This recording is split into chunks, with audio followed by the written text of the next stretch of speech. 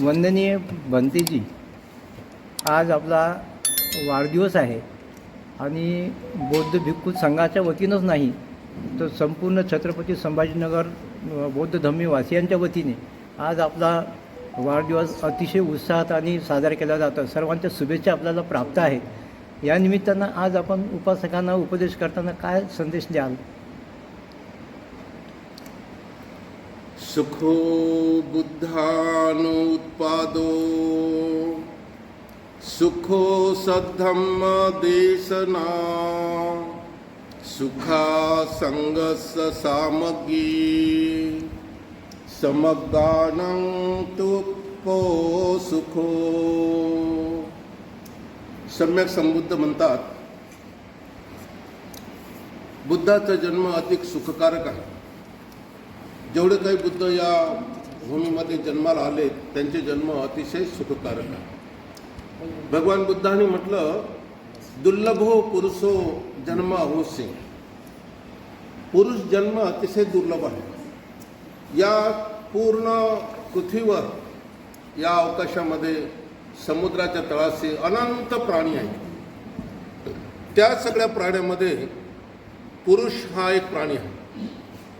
तर हा पुरुष अतिशय दुर्लभ आहे.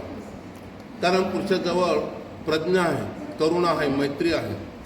या प्रज्ञा करुणाच्या मैत्रीच्या जोरावर पुरुष आपली गती सुगती निवडतो. आणि म्हणून 10 पारमिता, 10 उपपारमिता, 10 पारमार्थिक पारमिता, अशा 30 पारमिता पूर्ण केल्याशिवाय पूर्णत्व येत नाही. सिद्धार्थ गौतमाला पूर्णत्व आलं आणि सिद्धार्थ गौतम बुद्ध होऊ शकले. आणि ते सिद्धार्थ गौतम बुद्ध म्हणतात की प्रत्येकामध्ये बुद्ध नावाचे अंकुर आहेत. ते जर परिपूर्ण प्रफुल्लित झाले तर तो व्यक्ती बुद्ध होऊ शकतो. तर बौद्ध भिक्षूंना बी असं वाटतं की आपल्याही पुण्य पारमिता झाल्या पाहिजे. तसं भगवंतांनी असं म्हटलं, सब्बदानं धम्मदानं जिनाती. सर्व दानामध्ये धम्मदान श्रेष्ठ आहे असं भगवंत म्हणतात. आणि ते काम बौद्ध भिक्षू करतात. धम्मदानाचं काम बौद्ध भिक्षूने केलं आणि मोठ्या प्रमाणामध्ये त्यांनी पुण्य अर्जन केलं. पण तरीही बौद्ध देशामध्ये ज्यांच्याकडे पैसा भरपूर जमा होतो ती लोक आपल्या वाढदिवसानिमित्ताने लोकांना अर्थदान देऊन, लोकांना साहित्य दान देऊन आपले पुण्यबल वाढवतात, पुण्यबल उंच करतात. आणि म्हणून ती प्रथा बौद्ध देशामध्ये, थायलंड, श्रीलंका, ब्रह्मदेश या ठिकाणी पडलेली आहे की बौद्ध भिक्षू आपल्या वाढदिवसानिमित्त आपली पुण्य पारमिता करतो. म्हणजे वाढदिवस हा शोचा दिवस नाही तर पुण्य अर्जन करण्याचा दिवस आहे, पुण्य वाढवण्याचा दिवस आहे. आणि म्हणून आमच्या शिष्यांना असं वाटलं की आपल्याही गुरुजीचं पुण्य वाढावं म्हणून बुद्धलेणीच्या पायथ्याशी त्यांनी या सोहळ्याचं आयोजन केलेलं आहे. या निमित्ताने भिक्खू संघाला भोजनदान, भिक्खू संघाला अर्थदान, अशा प्रकारचं दानाचं आयोजन केलेलं आहे. तर वाढदिवस खूप मोठ्या प्रमाणामध्ये असा काही नाही. विशुद्धानंद बोधी यांनी या भूमीमध्ये 50 वर्षापासून गाळून घेतलेला आहे. 50 वर्षापासून इथं गाळून घेतल्यामुळे आज इथं चैतन्य पाहायला मिळतं. सर्व जाती धर्माचे लोक इथं सतत येत राहतात.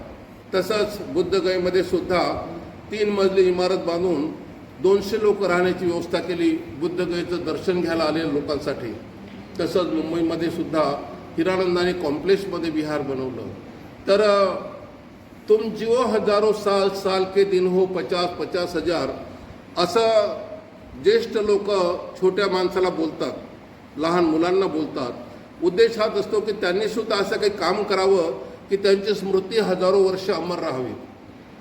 असा आशीर्वाद भगवान बुद्धाला महामाईने शुद्धोधनाने दिला की सिद्धार्थ तुम जिओ हजारो साल. आज भगवान बुद्धाची जयंती 2500 वर्ष झाले तरी जगभरामध्ये साजरी होतो. असाच आशीर्वाद बाबासाहेबांना रामजी सुभेदारांनी आणि भीमाईने दिला की भीमराव तुम जिओ हजारो साल. बाबासाहेबांची घटना, बाबासाहेबांनी दिलेला बौद्ध धर्म हा जगभर कीर्तीचा विषय आहे. आणि म्हणून बाबासाहेब फॉरेवर अमर आहेत, नेव्हर डेड आहेत. बुद्ध नेव्हर डेड आहेत. तर अशा प्रकारचं नेव्हर डेड काम करा हा संदेश बुद्ध बाबासाहेबांनी दिला. त्या पद्धतीनं बौद्ध भिक्षूंनी आपलं कार्य करावं, जे अमर कार्य या समाजात राहील. धन्यवाद. वंदनीय भंतेजी, बौद्ध भिक्खू कसा असावा या संदर्भामध्ये जेव्हा आपण पहिले बौद्ध भिक्खू झाला, बोधिसत्व डॉक्टर बाबासाहेब आंबेडकरांनी खूप अशा प्रकारची व्याख्या केली आहे बौद्ध भिक्षूची. बाबासाहेबांना बौद्ध भिक्षू खरं तर ख्रिश्चन मस्टरीज सारखा ॲक्टिव्ह असा भिक्षू पाहिजे. बाबासाहेबांना विहारात बसलेला वारंवार तासनतास असं काही नको आहे. अगदी तशाच प्रकारचा बौद्ध भिक्षू आपल्या महाराष्ट्रामध्ये तयार झालेत. त्यांनी अक्षरशः बँकेचे कर्ज घेऊन, आपली डिग्री बँकेला गहाण ठेवून कर्ज घेऊन गाड्या घेतल्यात आणि गाड्या घेऊन खेड्यापाड्यांमध्ये धम्मचक्र गतिमान करण्यासाठी धम्मप्रचार केंद्र उभे केलेत आणि अशा प्रकारे पर्यटक आणि प्रचारक हा बौद्ध भिक्षू बनलेला आहे. बौद्ध भिक्षू हा प्रचारक पाहिजे, ही सत्यबाब आहे आणि त्यानुसार बाबासाहेबांचं हे महान कार्य जे पसरवण्याचं केलेलं आहे हे बौद्ध भिक्षूंनी केलेलं आहे. माझ्याबद्दल तुम्हाला उदाहरण देता येईल की मी जेव्हा औरंगाबादमध्ये आलो तेव्हा फक्त खरात नावाचे गुरुजी भडकल गेटला छोट्याशा बाबासाहेबांच्या मूर्तीजवळ उभे एकटेच राहायचे बौद्ध महासभेच्या नावाखाली. परंतु आम्ही खूप मोठं चैतन्य जागवलं.